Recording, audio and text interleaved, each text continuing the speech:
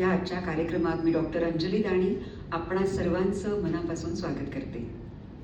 इथे मंचावर उपस्थित अंजली मालकर यांनी नुकतंच हिंदुस्थानी अभिजात संगीताचा इतिहास हे पुस्तक 2 खंडांमध्ये प्रकाशित त्यांचं झालेलं आहे. इथे पुस्तकं ठेवलेली आपल्याला दिसतच असतील.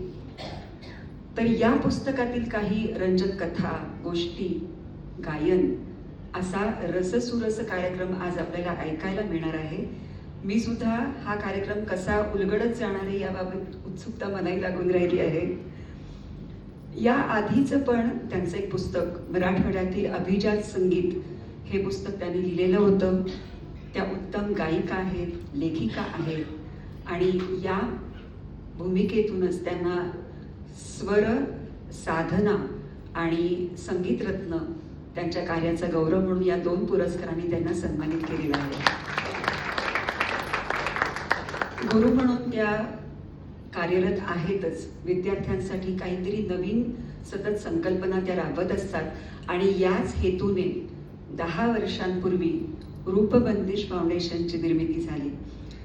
रूपबंदिश फाउंडेशन तर्फे संगीत संकल्पना विविध घेऊन त्याचे कार्यक्रम, शिबिरं म्हणजे विद्यार्थी नुसता इथे सादरीकरण किंवा गाण्यासाठी नुसता न होता तो सर्वांगीण त्याचा कसा विकास होईल यासाठी मग आवाज साधना शास्त्र असेल, अगदी ध्वनीचं म्हणजे माईकचं जे टेक्निक आहे त्याचं एक वर्कशॉप असेल, तिलवाडा ताल, गझल किंवा कव्वाली हा गीत प्रकार, कर्नाटक संगीत आणि आपलं हिंदुस्थानी रागसंगीत याचा तौलनिक अभ्यास असे वेगवेगळे उपक्रम विषय घेऊन त्यांनी आत्तापर्यंत अनेक कार्यक्रम केलेले आहेत आणि त्याचं रोपटं आता वाढीला लागतं आहे.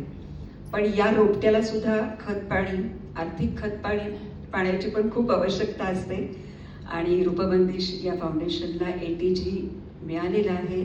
त्यामुळे मी आवाहन असं करीन की तुम्ही सुद्धा थोडंसं खतपाणी जर घातलं तर रूपबंदिशचा वृक्ष बहरायला वेळ लागणार नाही. त्याची अर्थात वाटचाल अशीच सतत चालू राहणार आहे कारण अनेकांचे साथ आतापर्यंत त्यांना लाभलेला आहे. एक आणखीन गोष्ट सांगावीशी वाटते की जेव्हा कोणती कला पुढे येते तेव्हा त्याच्याबरोबर शास्त्रही पुढे येतं आणि त्याच्या मागचा म्हणजे कलेच्या मागचा जेव्हा आपल्याला विचार समजून घ्यायचा असतो त्यावेळेला आपल्याला थोडंसं इतिहासातही शिरायला लागतं. जसं एखाद्या कलेतील गीत प्रकार असेल, ख्याल, ध्रुपद हे कसे तयार झाले, त्यात कसा बदल होत गेला, तराणा प्रकार सुरुवातीला कोणी सुरू केला, मुळात हे राग ही संकल्पना कधीपासून सुरू झाली, हा सगळा अभ्यासाचा विषय मला वाटतं 7 वर्ष तरी अंजली मालकर यांना लागली असतील.